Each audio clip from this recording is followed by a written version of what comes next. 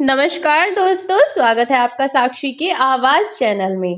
तो दोस्तों, आज की कहानी का शीर्षक है पिता की मौत के बाद बेटी अपने पति संग विदेश चली गई। बरसों बाद लौटकर जब माँ की हालत देखी तो भैया भाभी को सिखाया ऐसा सबक। सुनो जी, आज शाम को थोड़ा जल्दी आ जाना, हमें बाजार जाना है सामान खरीदने के लिए। कल हमें माँ के पास जाना है ना। इतने दिनों बाद उनके पास जा रही हूँ तो कम से कम उनकी पसंद की कुछ चीज तो लेकर ही जाऊंगी। अंजू ने अपने पति अनुज से कहा तो उसका पति अनुज बोला, ठीक है बाबा, मैं आज शाम को ऑफिस से थोड़ा जल्दी आ जाऊंगा। फिर तुम्हें मार्केट से जो लेकर आना हो वो ले आना। अब तो जाने दो, उसने अंजू को छेड़ते हुए कहा। तो अंजू बोली, हाँ, तो मैंने कौन सा तुम्हारे पैर पकड़े हैं। जाओ चलो, बाय बाय।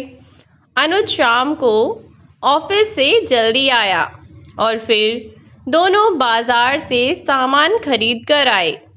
दरअसल अंजू कई सालों बाद अपनी माँ के पास जा रही थी। इसका मुख्य कारण था अनुज की नौकरी। जब से अनुज की नौकरी विदेश में लगी, तब से तो जैसे वह और उसका परिवार बस विदेशी होकर रह गए। यहाँ तक कि त्योहारों पर भी आना निश्चित ना होता, क्योंकि अनुज ने इस नौकरी को पाने के लिए दिन रात मेहनत की थी। तब जाकर उसे यह नौकरी मिली थी। बचपन से ही उसका सपना था कि वह पढ़ लिख कर विदेश में नौकरी करे और वह अपने परिवार को भी अपने साथ ले जाना चाहता था।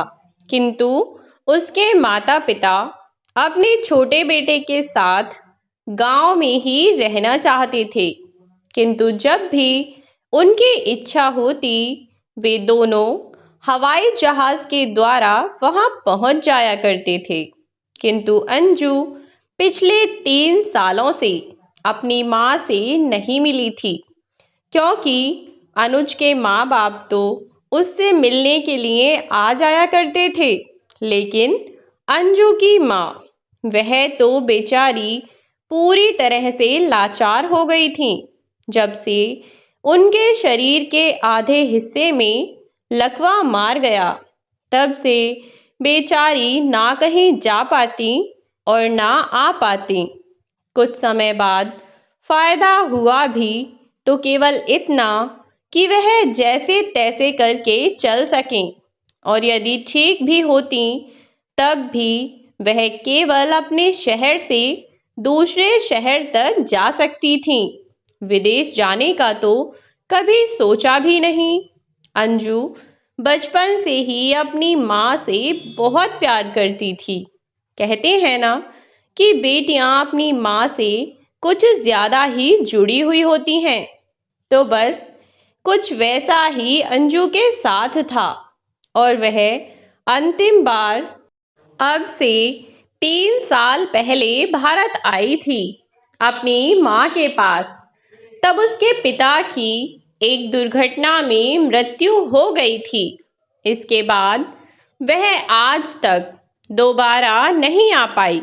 वह अपनी माँ से वीडियो कॉल पर ही बातें किया करती थी, किंतु पिछले 6 माह से तो उसने अपनी माँ का चेहरा भी नहीं देखा था। कारण यह था कि उसका भाई दीपेश और उसकी पत्नी दीपा दोनों ही हमेशा कोई ना कोई बहाना बनाकर बात को टाल दिया करते थे। और फिर इस बार अंजू सोच कर आई थी कि वह अपनी माँ को अपने पास ही कुछ दिनों तक रखेगी, क्योंकि लंबे समय की मेहनत के बाद अनुज ने अपना ट्रांसफर इंडिया में ही करवा लिया था। इसीलिए अब तकलीफ की कोई बात नहीं थी। अंजू मन ही मन यह बात सुनकर बहुत खुश थी कि वह अब अपनी माँ से मिलने कभी भी आ जा सकती है। सारी शॉपिंग करने के बाद अंजू और उसके पति ने अपनी पैकिंग पूरी की और अगली सुबह वे भारत के लिए रवाना हो गए। दोपहर होते होते वे दोनों और उनका बेटा मोंटी भारत पहुंच चुके थे। अनुज का घर एयरपोर्ट से कुछ ही दूरी पर था, अतः उन्होंने निश्चय किया कि वह पहले अंजू के घर यानी कि ससुराल जाएंगे और फिर अगली सुबह अंजू के मायके चलेंगे। जैसे ही वे लोग एयरपोर्ट पर पहुंचे तो देखा कि अनुज का चचेरा भाई गाड़ी लेकर वहां पर खड़ा हुआ था। घर वालों ने अंजू और अनुज को लेने के लिए उसे भेजा था। अनुज और उसका चचेरा भाई नीतेश गले मिले। सभी लोग इतने दिनों बाद अपने देश आकर बहुत खुश थे और नीतेश भी अपने भाई भाभी से मिलकर बहुत खुश था। प्लान के अनुसार वे लोग अनुज के घर के लिए निकल पड़े। रास्ते में अंजू का बेटा मोंटी आइसक्रीम खाने की जिद करने लगा। अनुज ने गाड़ी रोकी और फिर वे लोग मोंटी के लिए आइसक्रीम लेने गए। तभी वहां पर मोंटी को एक खिलौने वाले की छोटी सी दुकान दिखाई दी और वह उनसे खिलौने खरीदने के लिए जिद करने लगा। उसे आइसक्रीम दिलाकर अनुज आइसक्रीम वाले को पैसे दे रहा था और अंजू मोंटी की जिद को पूरा करने के लिए खिलौने वाले की दुकान की तरफ मुड़ी। इतने में ही पीछे से किसी ने उसका कुर्ता पकड़ा और खाने के लिए कुछ मांगने लगा।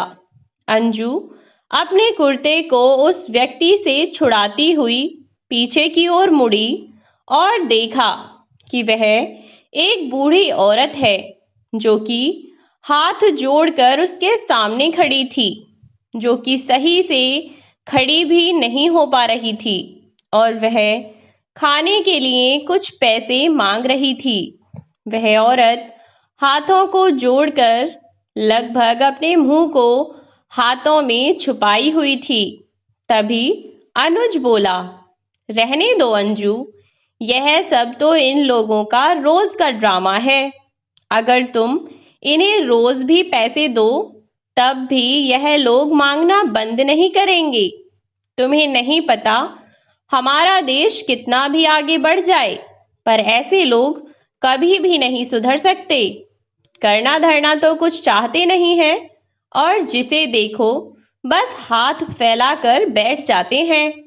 बैठे बैठे खाने को मिल जाता है, इसीलिए कुछ करना भी नहीं चाहते।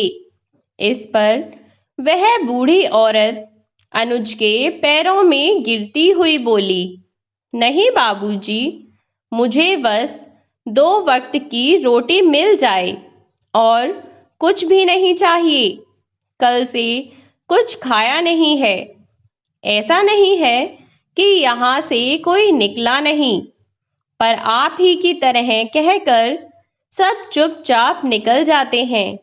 कल से किसी ने ना तो कुछ खाने को दिया है और ना ही एक वक्त के खाने के लायक पैसे हैं। मुझे आपसे पैसे नहीं चाहिए, आप बस कुछ खिला दीजिए, बड़ी मेहरबानी होगी। अनुज के पैरों पर वह बूढ़ी औरत गिरती हुई बोली। तभी अंजू ने कहा, इट्स ओके अनुज, अगर यह हमसे थोड़े पैसे लेकर अपने पास रख भी लेंगी तो हमारा क्या चला जाएगा, पर हो सकता है कि उन पैसों से इनकी 2 वक्त की भूख शांत हो जाए। तुम इतनी छोटी सी बात पर इतना ओवर रिएक्ट मत करो। ईश्वर ने हमें इस लायक बनाया है कि हम ऐसे गरीब लोगों की मदद कर सकें, तो हमें ऐसे लोगों की मदद करनी चाहिए जो ज़रूरतमंद हैं। और क्या तुम्हें इन आंटी जी को देखकर ऐसा लग रहा है कि यह झूठ बोलकर लोगों से पैसे मांगती हैं। अंजू उस बूढ़ी औरत को उठाती हुई बोली, कोई बात नहीं आंटी जी, इसमें आपको कोई पैर छूने की जरूरत नहीं है। यह लीजिए 50 रुपए, यहाँ पास में ही खाने को कुछ मिल जाएगा, आप जाकर खाना खा लीजिए। और अंजू ने जैसे ही वह 50 रुपए दिए, वैसे ही उस औरत ने अपने हाथ फैला दिए और अंजू ने वह 50 रुपए उस औरत को दे दिए। पर अंजू को वह औरत कुछ जानी पहचानी सी लग रही थी, पर उसे उस औरत का चेहरा इतना कमजोर और दयनीय था कि अंजू को समझ नहीं आ रहा था कि उसने इस औरत को कहाँ देखा है। उस औरत ने अंजू को आशीर्वाद दिया और वहां से चली गई। उधर अंजू और अनुज मोंटी को आइसक्रीम और खिलौने दिलाकर गाड़ी में बैठे और अंजू के मायके के लिए जाने लगे कि तभी अंजू को याद आया कि इस औरत का चेहरा तो बिल्कुल उसके माँ के चेहरे की तरह है। परंतु वह मन ही मन खुद ही बड़बड़ाती हुई बोली, मैं भी कितनी पागल हूँ, यह औरत भला माँ कैसे हो सकती है? माँ तो घर है और यह तो कितनी कमजोर थी और बेचारी कितनी बुरी स्थिति में थी। माँ तो घर पर मजे से रह रही होंगी और वह तो कितनी हष्ट-पुष्ट हैं, अपने खाने पीने का पूरा ख्याल रखती हैं।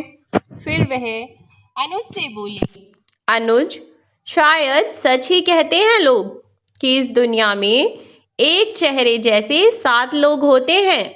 देखो ना, अभी जिन आंटी जी को हमने पैसे दिए वह बिल्कुल माँ की तरह लग रही थी, पर माँ यहाँ कहाँ से आई? वह तो घर पर होंगी और वह भी इस स्थिति में। यह तो कभी नहीं हो सकता।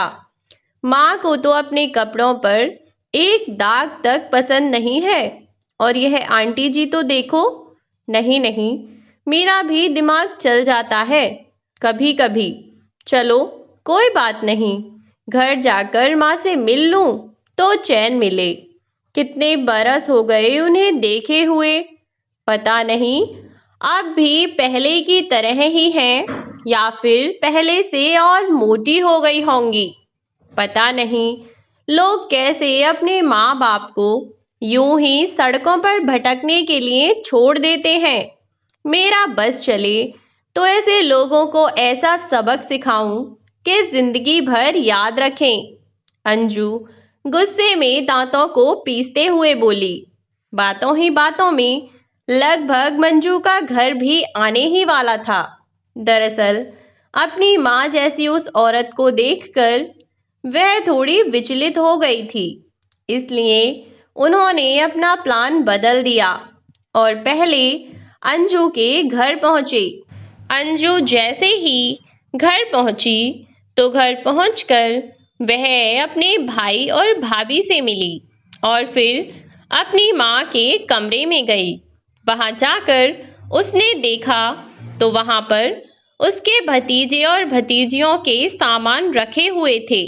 वह कमरे से बाहर आई और बोली, भाभी, यह तो माँ का कमरा है ना? फिर यहाँ पर बच्चों का सामान कैसे और माँ कहाँ है? अंजू का सवाल सुनते ही उसके भाई और भाभी दीपेश और दीपा दोनों की सिट्टी पिट्टी गुल हो गई। दोनों एक दूसरे की तरफ देखने लगे। फिर एक ने कहा कि अपनी सहेली के यहाँ गई हैं और दूसरे ने कहा कि देहरादून वाली मौसी के यहाँ गई हैं। दोनों के जवाब बिल्कुल अलग थे। दोनों फिर से एक दूसरे की ओर देखने लगे और फिर से दोनों ने अपने जवाब बदले। इस बार भी दोनों का जवाब अलग अलग था। अंजू थोड़ा शक जताते हुए बोली, कमाल है भाभी, आपको इतना ही नहीं पता कि माँ कहाँ है? और भैया आपको भी होश नहीं है कि माँ कहाँ है? मुझे सही सही बताओ कि माँ कहाँ है। अगर नहीं बताया तो अभी के अभी पुलिस को फोन करके यहाँ बुला लूंगी और माँ के गायब होने का इल्जाम सीधा तुम दोनों पर लगाऊंगी। अनुज भी अंजू के साथ ही था। वह बोला, अरे यार दीपेश, तुम तो ऐसे बर्ताव कर रहे हो जैसे माँ जी यहाँ है ही नहीं। अरे भाई, अंदर ही तो होंगी, 2 मिनट लगेगा, बुला दो उन्हें। अंजू से मिलकर वह भी खुश हो जाएंगी और अंजू भी, जो कि इतना परेशान हो रही है, वह नहीं होगी।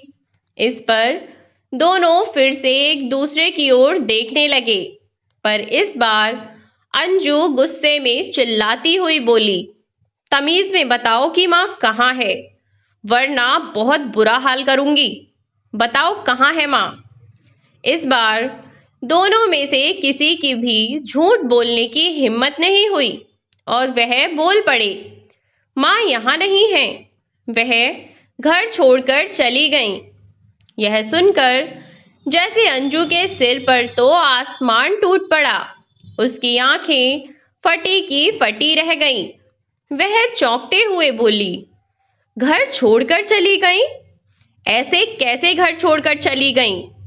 तुम लोगों ने ऐसा क्या किया उनके साथ कि माँ को घर छोड़कर जाना पड़ा? और उन्होंने घर छोड़ा है या तुमने उन्हें निकाल दिया, यह तो मैं पता कर ही लूंगी। पर पहले मुझे माँ का पता चल जाए कि वह कहाँ है। सीधी तरह बताते हो या नहीं कि माँ कहाँ है? इस पर दोनों हाथ जोड़कर बैठ गए और दीपेश बोला, दीदी, मुझे सच में नहीं पता कि माँ कहाँ है। जब से वह घर से गई हैं, उसके बाद से मुझे उनका कोई अता पता नहीं है। मैंने उन्हें ढूंढने की कोशिश की थी, पर वह मुझे नहीं मिली। यह सुनकर अंजू अपना सिर पकड़कर बैठ गई और रोने लगी। रोते रोते वह कह रही थी, जिसका डर था वही हुआ। अनुज, इन लोगों ने पता नहीं मेरी माँ के साथ क्या किया है। कहाँ है वह? मैंने पहले भी इन लोगों से कहा था कि मेरी उनसे बात करा दो, पर इन लोगों ने मेरी बात माँ से नहीं करवाई। मुझे तब भी शक हुआ था, लेकिन मैंने यह सोचा कि शायद मैं ही ज्यादा सोच रही हूँ। दीपेश माँ के साथ ऐसा कैसे कर सकता है? पर मैं गलत थी। जो इंसान इतना स्वार्थी हो, वह इंसान कुछ भी कर सकता है।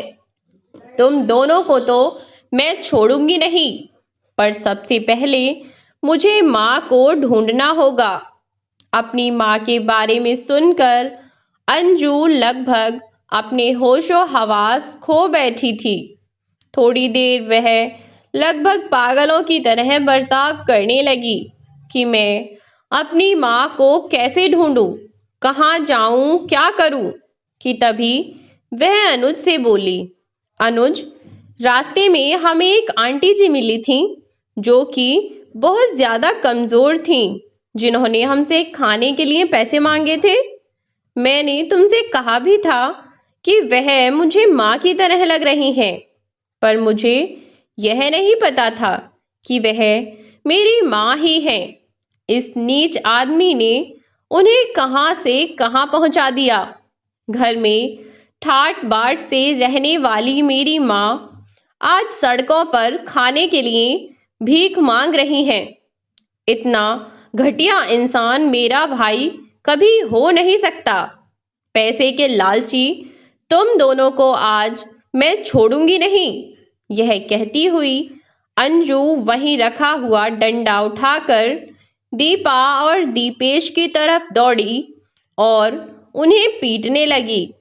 पर वह जैसे ही उनके सर पर चोट करने वाली थी कि तभी अनुज ने आकर उसका हाथ पकड़ लिया और बोला, अंजू, पागल मत बनो।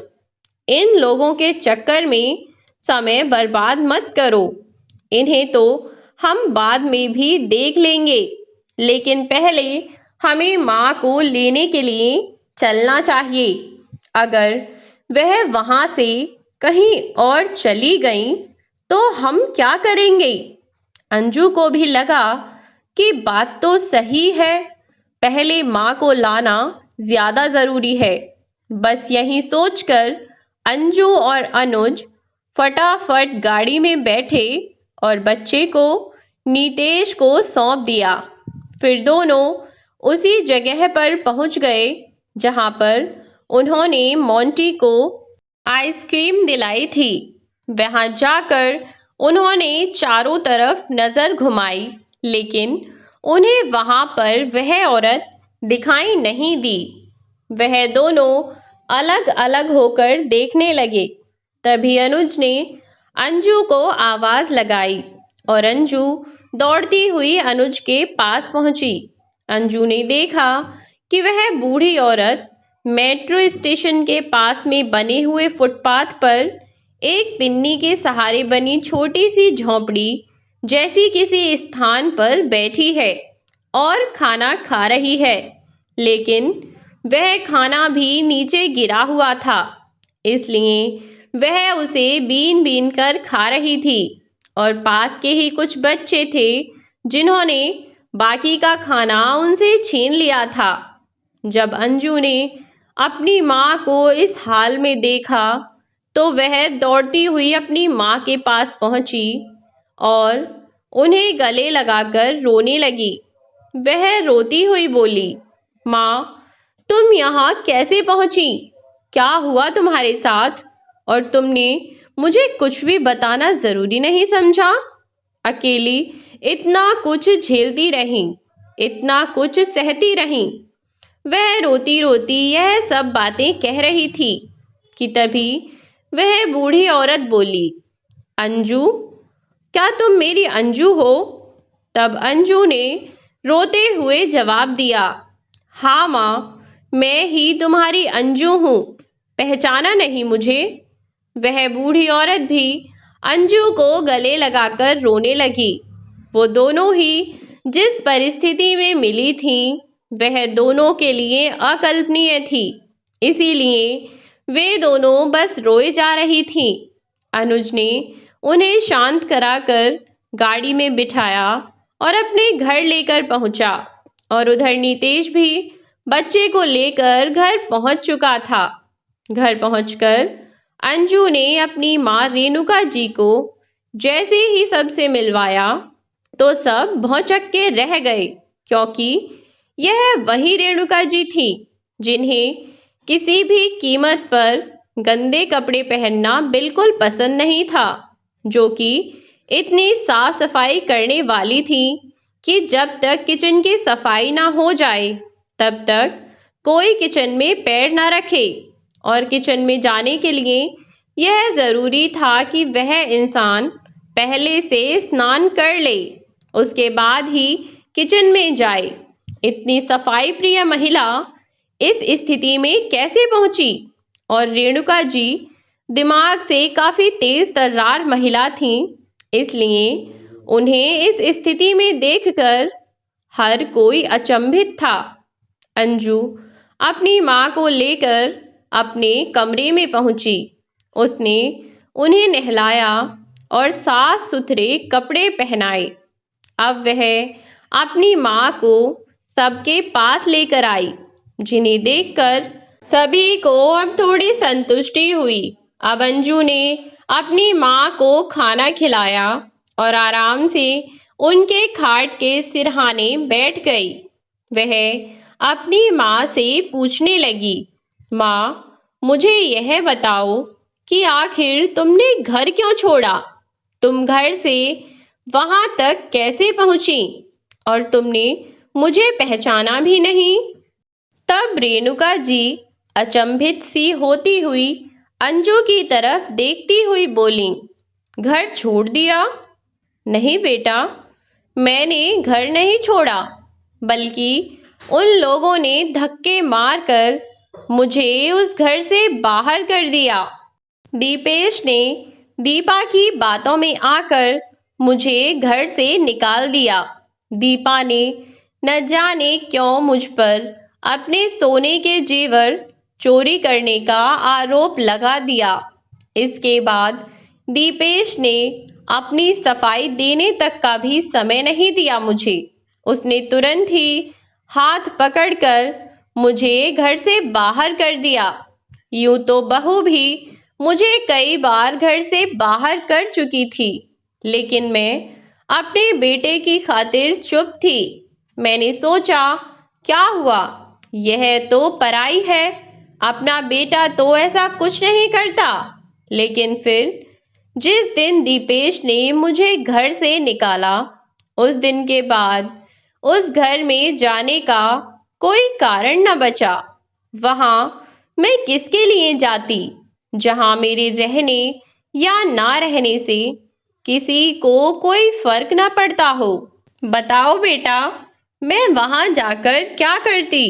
मैं फिर भी पूरा दिन और पूरी रात वहीं दरवाजे पर बैठी रही, लेकिन दीपेश और दीपा दोनों में से किसी ने मुझे पलटकर भी ना देखा। फिर मैं वहां से पैदल पैदल चलती जा रही थी। फिर मुझे नहीं पता कि मैं कब यहाँ तक पहुंच गई। जीवन में न कोई रास्ता था, न कोई मंजिल, बस समय था जो कट रहा था, जो जैसे तैसे। मैं तो बस अपनी मौत का इंतजार कर रही थी। बस ख्वाहिश थी तो इतनी कि मौत से पहले एक बार तेरा चेहरा देख लूं, जो कि आज पूरी हो चुकी है। यह कहते कहते उनकी आंखों में फिर से आंसू भर आए। अपनी माँ को चुप कराती हुई अंजू बोली, मत रो माँ, मत रो। जिन लोगों के कारण आज तुम्हारी यह हालत है, मैं उन्हें छोड़ूंगी नहीं। ऐसा हाल करूंगी कि जीवन भर याद रखेंगे।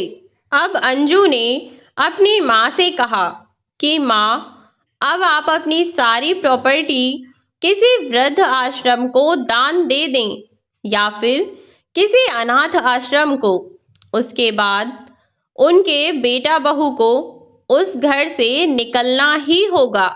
जैसे उन्होंने अपनी माँ को दर दर भटकने के लिए छोड़ दिया, वैसे ही वह खुद भटकेंगे। और रेणुका जी ने बिल्कुल ऐसा ही किया। उन्होंने अपनी जायदाद दान नहीं दी, लेकिन अपनी बेटी अंजू के नाम कर दी।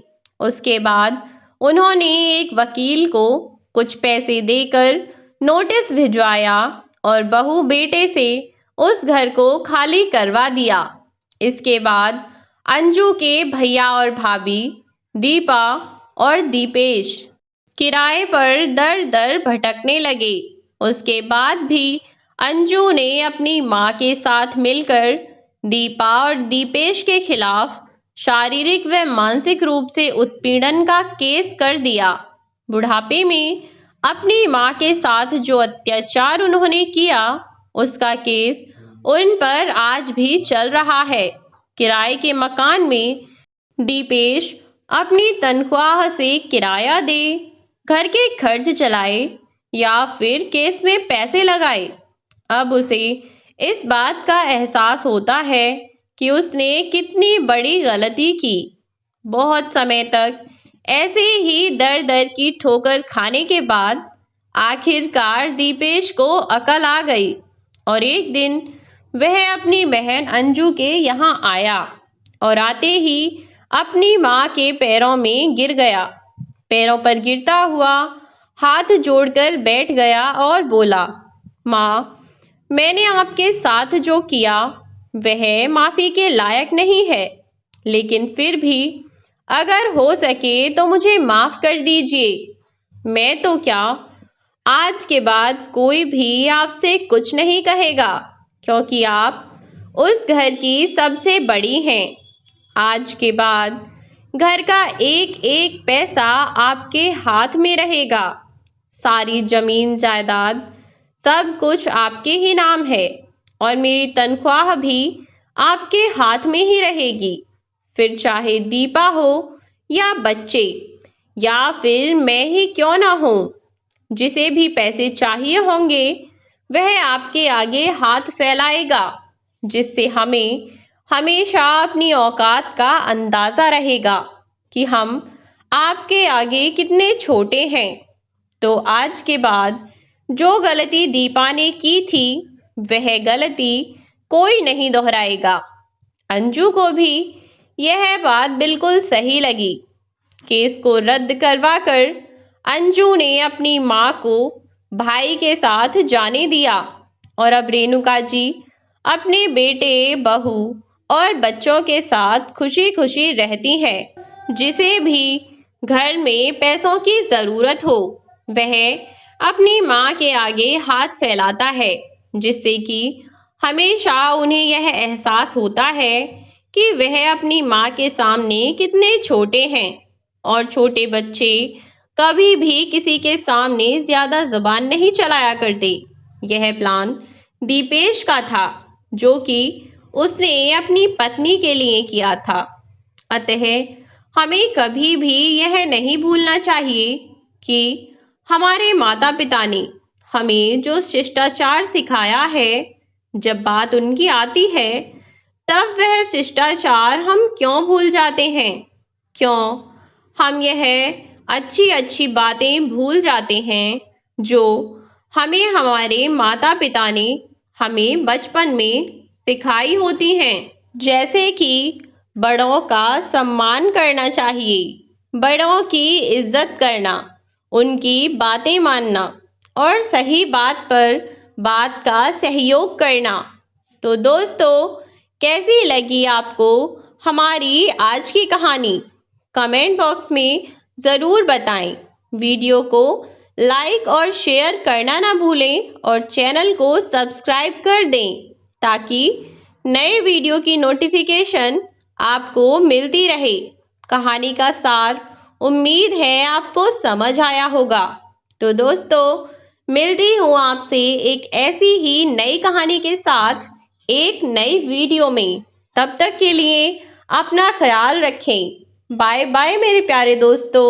और दोस्तों, अगर आप भी सच्ची भूतिया घटनाएं जानने के शौकीन हैं तो मैं आपको चैनल का लिंक डिस्क्रिप्शन में दे दूंगी। आप उस चैनल पर रोज नई नई भूतिया कहानी जो कि बिल्कुल सच्ची घटनाओं पर आधारित होंगी, उन्हें सुन सकते हैं।